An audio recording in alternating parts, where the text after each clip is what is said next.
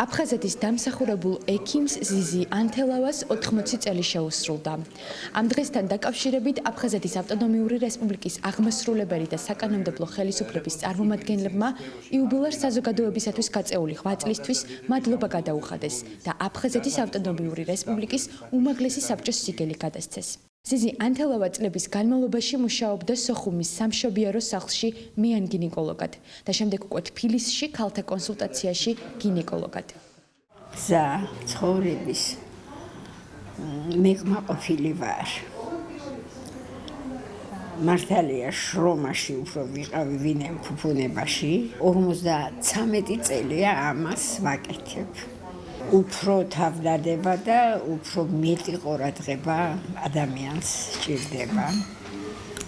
ეს იყო ჩემი კრედო ცხოვრების. მიყვარდა ძალიან ეს სპეციალობა ბავშვობიდან. სიტყვებით ვერ გამოვთხოვავ ამ კმაყოფილებას.